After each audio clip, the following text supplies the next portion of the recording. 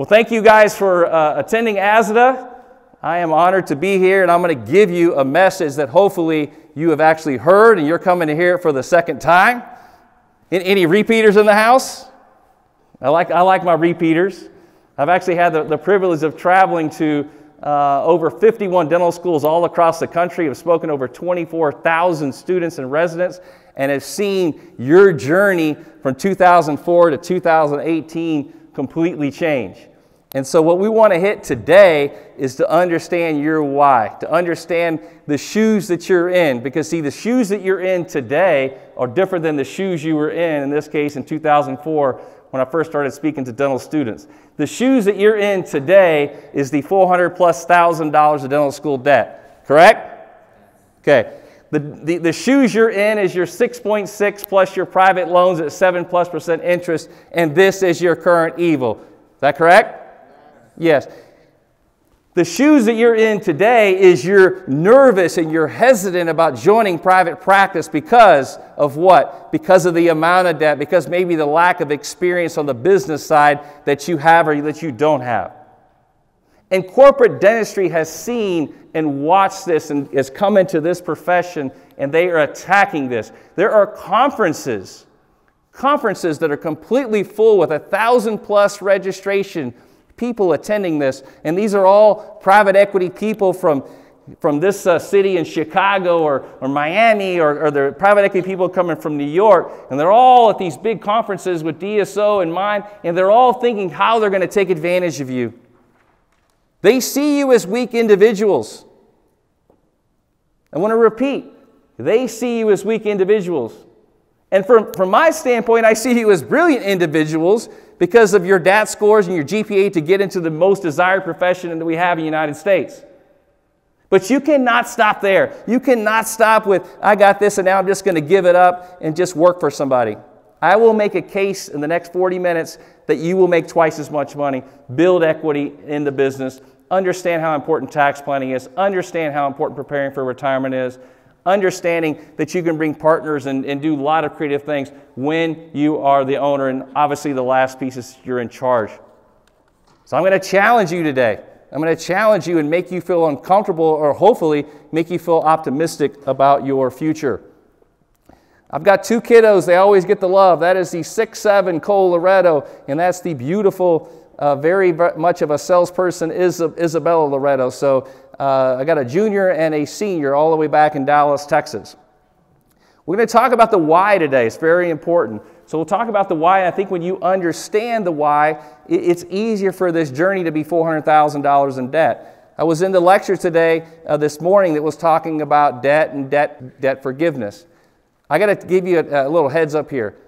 I would not plan your next 30-year career to try to figure out how to forgive your debt. I would plan the next 30 years of how to make millions of dollars and that debt just be a part of an amazing education that you got.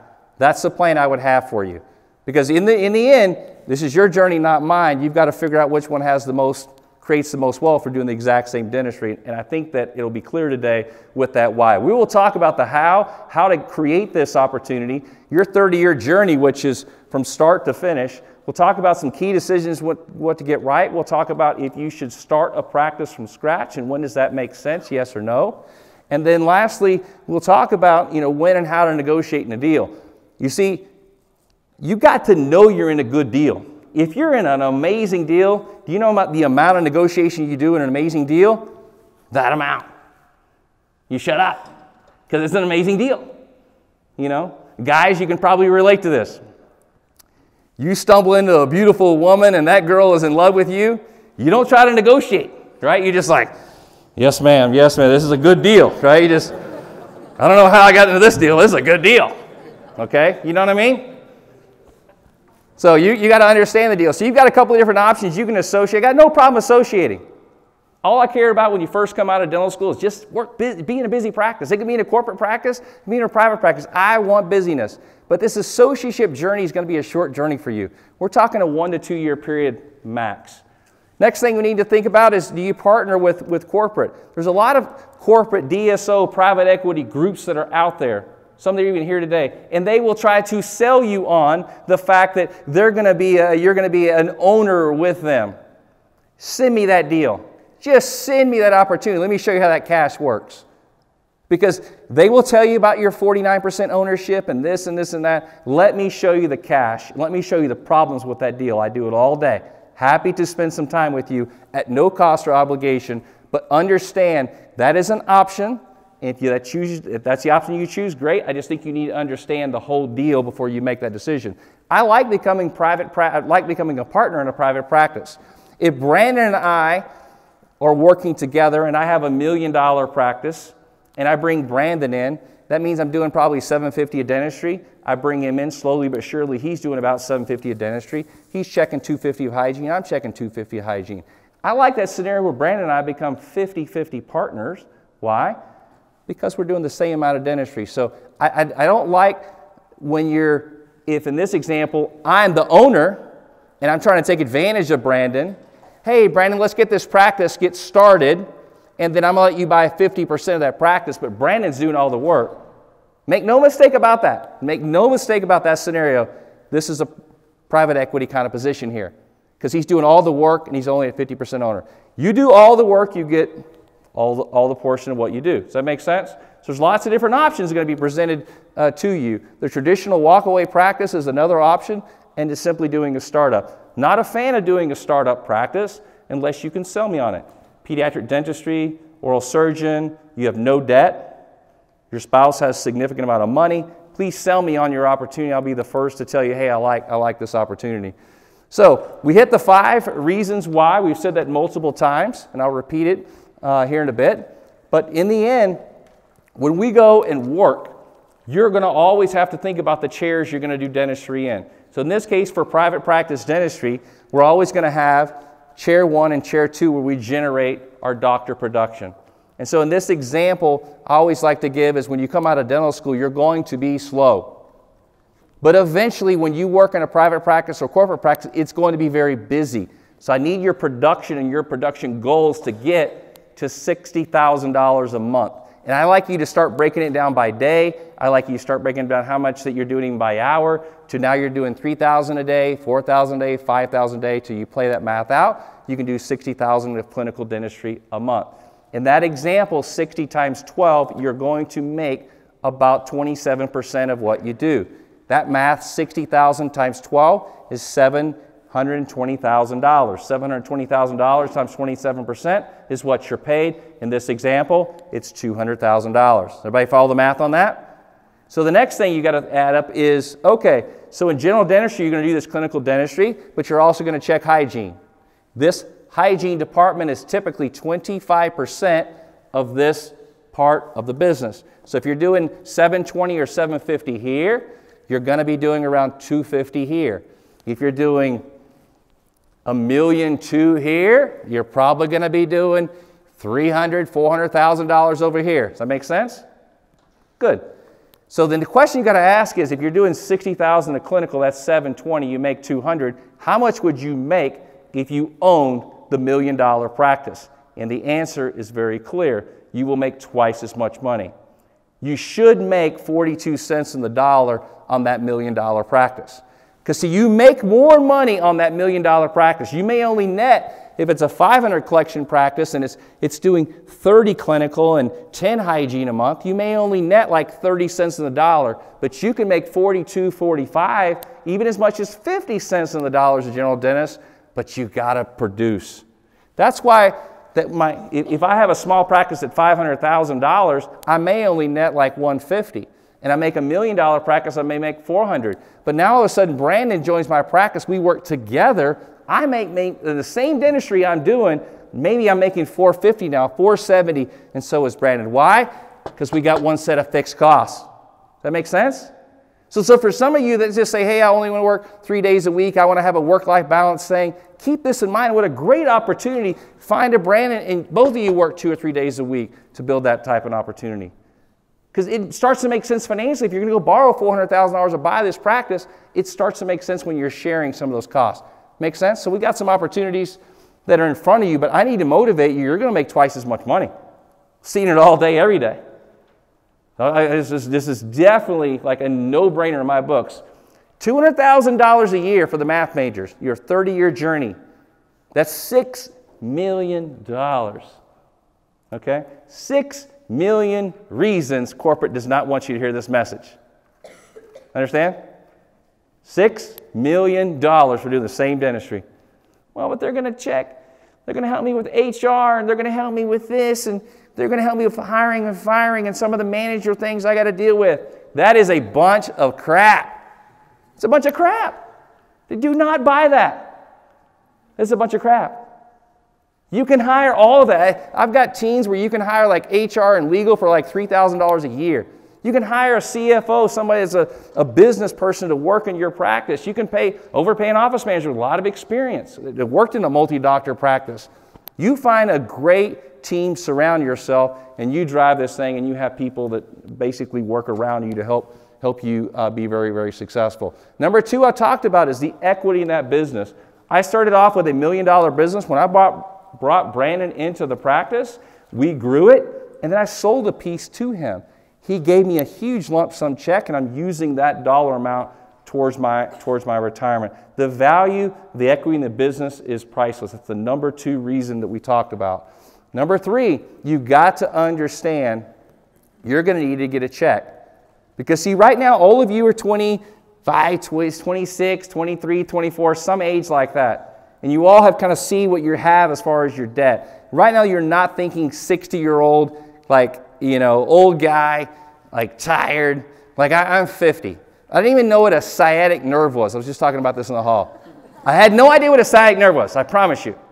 But as soon as you feel something from right here just sending like electric shocks down your leg, you go to the doctor and you're like, what's that about? It's like, oh, you're getting old. You just need to roll that out. Okay? What's the point of the story? Your little sciatic nerve is coming your way too. Okay? Your little curveball is coming, and so what I'm here to tell you, you're in a very, very, very demanding profession as far as your body. You get in these little odd little things for like 30 years, you're tired. And what you need to do, you better have a backup plan. And your backup plan is having a crap load of money put away so that you've got some choices between the ages of 60 and change, 60 and 90, okay? You need to have a plan for yourself. I'll show you this one. I think it's a good one. You want to do it differently, you go right ahead. You can marry money. You can gamble to get there. You can do all kinds of things to get some money. But I'm telling you right now, you're the 0.5%. Super smart. You're going to make a lot of money that you can create the wealth yourself. So I'll come to this real quickly. I'll assume you're 30. When you get going, I'll assume you have no money. I will assume you understand that cost of goods and services mean the cost of goods and services today are going to be more expensive tomorrow. Simply put, the milk at $2 30 years from now is going to be $4. The gas at $2 is going to be $4. The next thing I need for you to understand, we're going to save in a tax-deferred environment. We're also going to have some type of target rate of return. It just means we're going to put the money in some type of investment, and we hope to get a 6, 7, 8% return. This is your investment plan, not mine. I'm just giving you ideas and suggestions. The next thing I need for you to buy into is we have interviewed at Kane Waters a bunch of retired people. So Kane Waters is a CPA firm in Dallas, Texas, and we work with over 2,000 dental clients all across the country. And these are some of the top practices in the country. Our practices on average do about 1.2 to 1.3 in general dentistry for one doctor. They're making around $500,000 a year. So I just pull up these little numbers and say $1 million should make 420. That's real live data. That's data that what our practices are doing.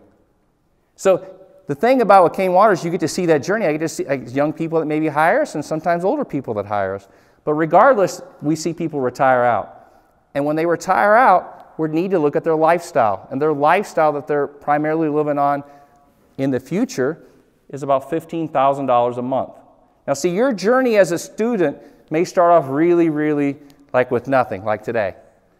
You're living on $2,000 a month, something like that, correct? Right, nothing. It's comical. It's funny to me. But you know what? I was there. I was there in your shoes, so I understand. So you get out, you make $100,000 a year. What's going to be your issue? Taxes. It's coming your way. You're going to make $150, you will make $200. Maybe you're going to be an owner of something. You make $300. Maybe you get a spouse. You got spousal income. You're going to get a little house. You're going to get a big house. You're going to need to get a pool, and you're going to need to justify this car for safety reasons. You will justify this vacation. You will justify private school. You're going to justify all these things, but in the end, lifestyle will go down like most of your parents have, and you'll live on around $15,000 a month. That's my projection for you. You need to run your own numbers. So if you know that old guy over there needs 15 grand a month, then you got to factor in inflation. That's really old guy needs 30 grand a month with inflation. Just means cost of goods and services are twice as much. You follow me? So if you know you need 30 grand a month between the ages of 60 and approximately 90, you'll need to accumulate approximately $8.5 million. Now, I'm also going to ask you to buy into this next thing, which is you'll need to understand, you'll need to start saving $70,000 a year to prepare for retirement. Now, I know I've just lost you, so I need you to hang on. So what I want you to buy into is I'm not asking you to save $70,000 a year as an associate. I'm not asking you to save $70,000 as a resident or as a D1 or D2. What I'm asking you to do is understand that your issue is going to be when you're over here doing clinical dentistry, you're doing 60 grand a month. You're making 200 grand. Are you able to fully maximize a profit sharing plan? No. You may be lucky to have a benefit where you can save $18,500 in the 401k. But if you own the business and you make $400,000, what is your number one issue? Taxes. Your number one issue is going to be taxes. How do you combat taxes? The utilization of a 401k and profit sharing plan, which will allow you to save over $70,000+ a year. Now, all of a sudden, you don't pay tax on $400. Your taxable income just went from $400 down to $330 before all the other stuff that we're going to run through our business. Does that make sense to you? Like, this is a no-brainer. Like, you own the business, you do the work, and you can build wealth, or you can just work for someone else and make half and not have the same retirement. So I'm asking you to save $70,000 when? When you start making a bunch of money, typically over $300,000 married. Why $315,000? Because you look at the taxes, which I'll show you next, see the tax brackets, and you're like, oh, I don't want to pay those taxes. All you got to do is make $157,000 a year in 2018. Your tax bracket's going to be at 32%. So if you made 200 grand, for the math major, that's 43 grand. Every dollar over 42 grand, you will pay 32% federal plus your state. If this state has a 6% state tax as far as Illinois, that math is at 38%. You see, your evil's not 6%. I know you think that your evil is 6%. Your evil's not 6%. Your evil here is, number one, your 30-year journey. Your evil is, what am I going to do? Well, I think I'm going to go work for this place for 10 years so that I can have my loans forgiven. If you choose to do that, that's not a problem. But do that because you enjoy serving that population. I'm going to the military. Perfect. Go serve our country. But don't do it with the idea, I just want to get my money paid off for you. Because I can show you the math for every single year. And in that example, 10 years, if you can make 200 grand more a year for the math majors, it's $2 million. $2 million is probably more than your $400,000 of dental school debt. Do we see it? Just, we've got to this place is going to give me a $25,000 sign-on bonus. They're going to help with my loan prepayment. You want to pay back your loans, people? Own a business. Own a business for the same work. Am I connecting here? It's just, it really gets me upset to see how people get so excited about these offers. And it's my mission, it's my passion that I've done this for a long time, that I exit this field and say, hey man, you've connected to me. I appreciate it. This is a message that's not being shared. So you've got to understand your issues are taxes. The number 5 reason is you're in charge. You get to hire, you get to fire, you get to, I want to open this second location. I want to bring an associate in. I want to bring a partner in. You can do whatever you want. And close 2 weeks, work 3 days a week. You are in charge of your own destiny when you own your business. What are our 5 reasons? Twice as much money, excellent tax planning, excellent pension planning, build equity in the business, or what? In charge of your own destiny. 5 reasons, 5 different things that corporate dentistry will never tell you. Make sense? All right. So banks love you. Regardless of your $400,000 in debt, they're going to give you more money. They'll give you $1 million all day. Don't be concerned about your debt. The bank is going to stand in line and give you money. They love this profession. So, what are our steps? Your steps are very clear to me. You get out of school, you get some experience. So, you're going to work 1 year. That's enough. As a resident, you come out, that counts as a year. Maybe you want 1 year, maybe you want 2 years, just to build some confidence on systems, build some confidence on the clinical side. That's fine. It's fine. It's no problem. But get that 1 or 2 years experience, and I need you to save some cash. I need liquidity here. That liquidity is approximately $40,000 or $50,000 total. It's in the bank. It's sitting in a checking account. Why? Why do I need you to have liquidity? Answer, because the banks want you to have liquidity. You see, if Brandon and I are both trying to get the same practice that's for sale, and Brandon is the smart one today that paid attention, he's got $400 in debt, and I've got $400 in debt. And Brandon chose not to aggressively pay down his debt. He still has $400,000 in debt after a year, but he's got $50,000 in liquidity. I, on the other hand, did not pay attention today. I've got $400,000 in debt, and I choose to pay it down. And now I'm down to $350 because I took the money and paid it off. Now, I may feel better, but I promise you, he is the guy that's now going to get the money from the bank. He's the guy that's going to make $200,000 more from me doing the exact same dentistry. Okay? Banks do not like to lend money to people who are broke. Okay? Write that one down. That's an important one. If you are broke, I need money. Let me see your financials. Oh, you have no money. They don't want to give you money.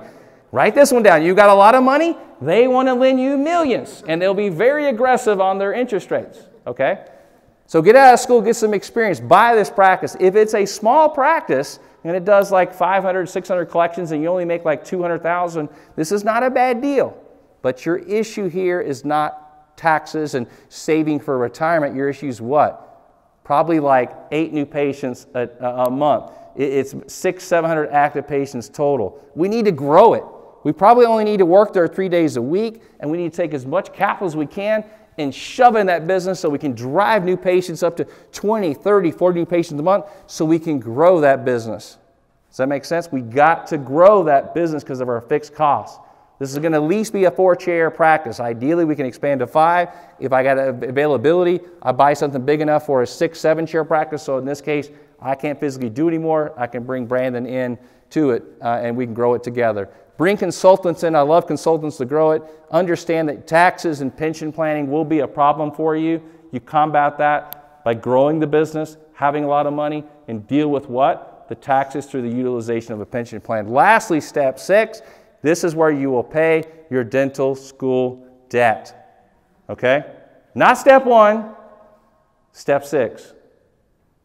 You follow me? It's clear like what this vision is for you. Get out of school, get some experience. Well, I just feel young. I don't know if I can do this. We've had generation after generation of dentists just like yourself that had no business training or a very limited amount of business training at your schools, just like the previous 3, 4, 5 generations of dentists, and they're just fine. Banks tell us that you have a 99.5% success rate. 99.5. That you guys are failing on your dental loans less than 1% of the time. That tells me it's an excellent, excellent profession. Let's see corporate that wants to come in and take over this business. They've already taken over medicine. Their eyes are set now in the veterinarian business. They're attacking all the vet businesses. I've seen them take over dermatology, fee-for-service type business. They got approximately, this is what they tell us at these conferences, 16% penetration. We feel that this market is going to be taking over in the next 20 years. It will not be the same. They just stand up there in their beautiful suits and their arrogance, and I'm just like, it drives me crazy. Just does. Just does. It should drive you crazy. And as leaders, you got to do something about this. I mean, you're young. You've got a 30-year journey. You guys don't do something about it, it may be in. I'm 50. I'm not. This 10 years and it hurts your profession. I'm out. I'm in the Caribbean. At least my plan. You know, when you're 50, 60 is not that old. It's just not. It's kind of like having fun. Like I've got 2 kids and they're out of the house. They're out of the house in 2 years. You know what that is? That's fun time. I mean, it is fun time. I'm kind of getting excited about the next couple of years. You know, women are like, what am I going to do with my baby's gone? And dads are like, yes, yes, yes. So, okay, so if you buy into like the why, and now you need to buy into your 6 critical steps, let's get into how. How do you create this opportunity for yourself? So these are my 5 kind of reasons, little key to success, like little things. And so I need you to market yourself. This slide has been proven very successful by many young students and residents. So I want you to use this in your arsenal as you are looking for an opportunity. And I don't want you to like take your own spin or version of this. I need you to use this exact model, if you don't mind, because it works. I want you to have a 9 by 12 yellow envelope. I want you to use a Sharpie, and it's going to be from you, the doctor. It's going to be to another doctor. You see, if Brandon was one of 200 old guys and I'm the young guy, basically what I would do is if I'm looking at, let's say, Mesa, Arizona, and there's 100 dentists, I would essentially look up on the internet or talk to my Shine, my Patterson, my Benco, all my people, and I'd figure out all the other business owners in Mesa, Arizona.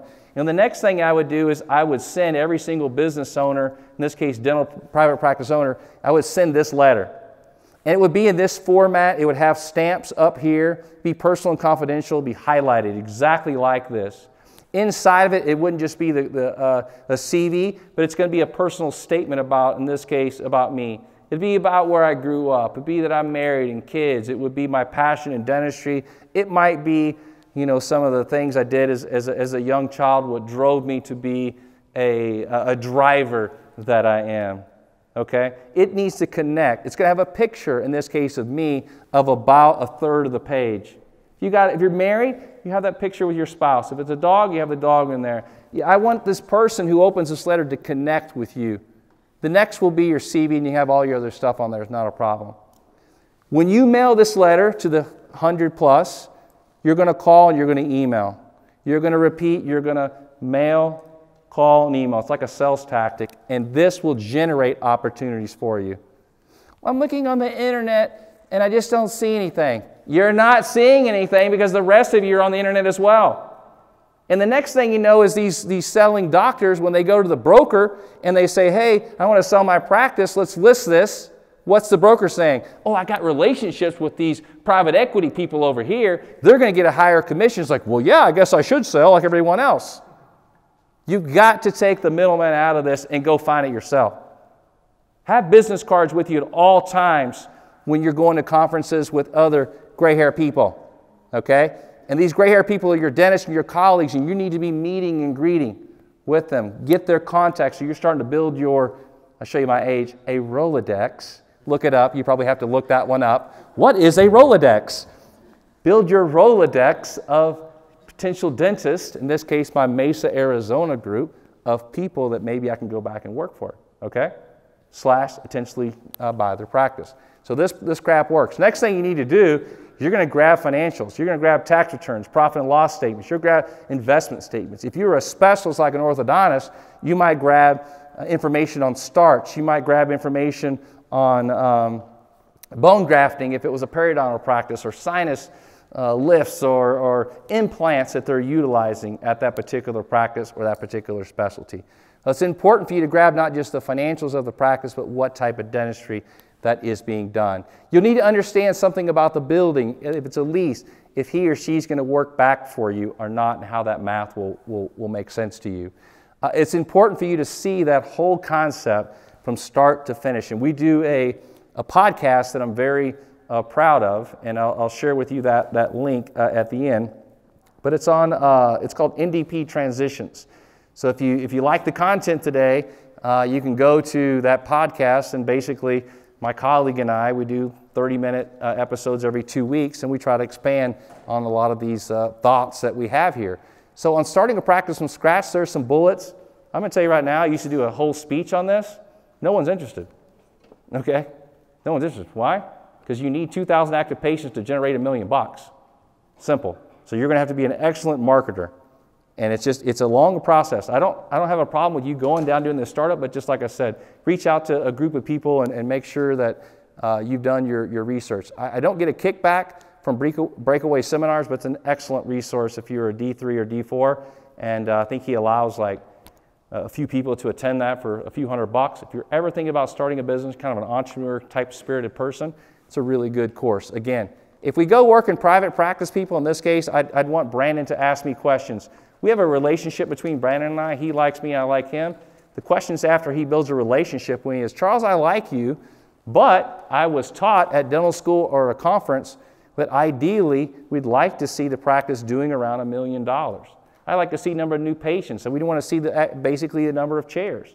We need to see in this scenario that just because we like each other, the financials make sense. So in this example, I want to practice, it's really busy, maybe $1 million of collections. Brandon would want to know that I make a lot of money. He wants to see I make $100,000 or $400,000+ a year. Why? If I make a lot of money, it's easier for me to share.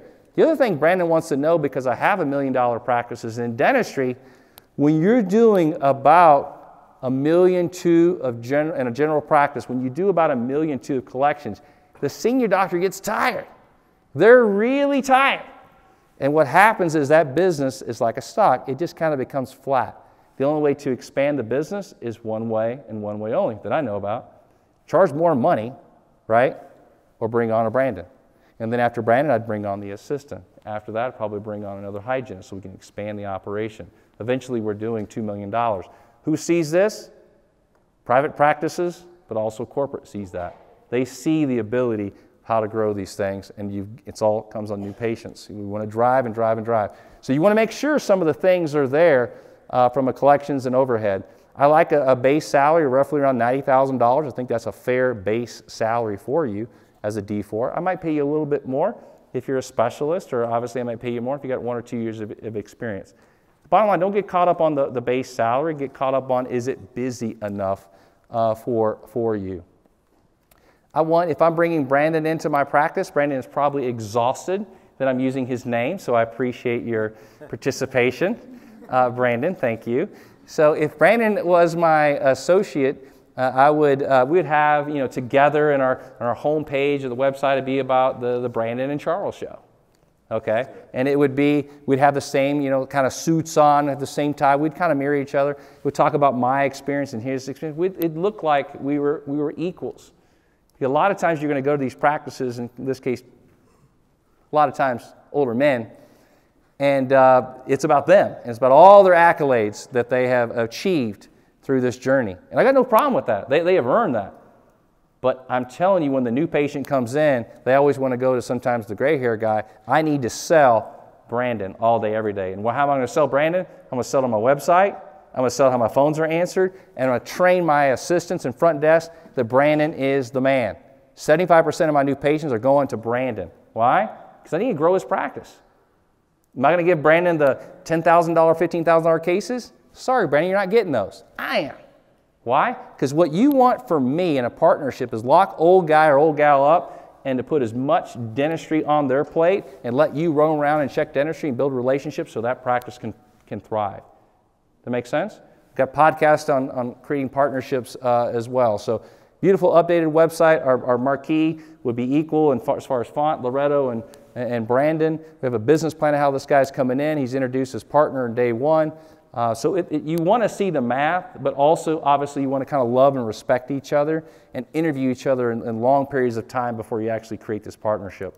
Let's take a look at a practice that is for sale, and we're getting closer to the end, and we'll wrap this thing up. So fundamental questions before we buy a business is basically, what does it gross? So it grosses $1 million. What is it net? $400,000.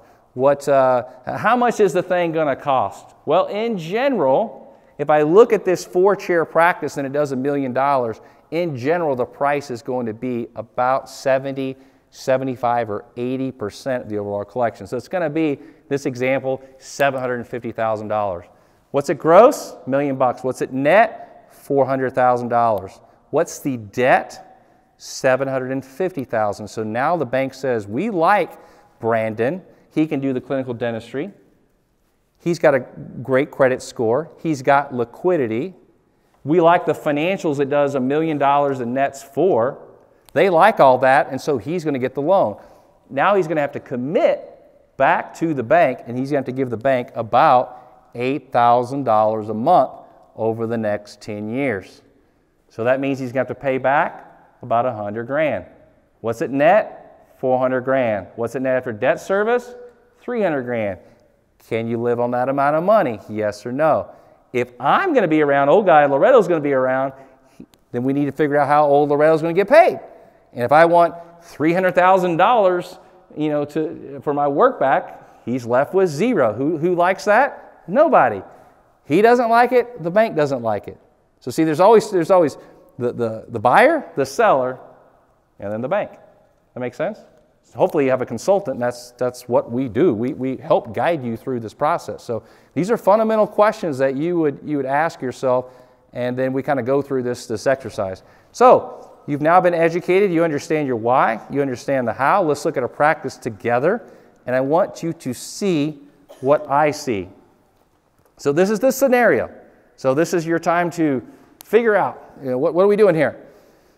So this practice does $1.2 million. There's 6 operatories. It nets $650,000. The price was agreed upon 2 years ago at $600,000. So in this case, Brandon was the young guy. I'm the old guy. It was doing $800,000. Brandon says, hey, I'll negotiate a $600,000 price on the practice. We agree to that. We work together. Now it's doing $1.2 million. Do I follow? Now the problem with this practice is it's got old, outdated crap. And I mean, it's old. It's really old and it's really bad.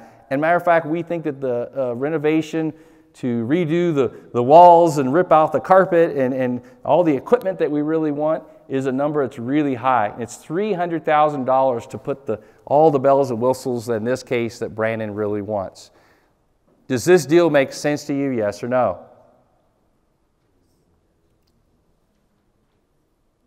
This is a no freaking brainer. Okay? This is the clearest no-brainer. How quick can you close on this practice if you're calling me? What do you think about this deal, Charlie? Everybody's, I got a deal. Could you take a look at it? I'm like, sure. And to me, it's like an X-ray. And the thing that when you're in dentistry, you're going to start looking at X-rays, and you're going to start looking at patients. You're going to know immediately the treatment plan after one look. And that's kind of what we do. I can look at the X-ray. In this case, if I look at this X-ray, this is a no-brainer.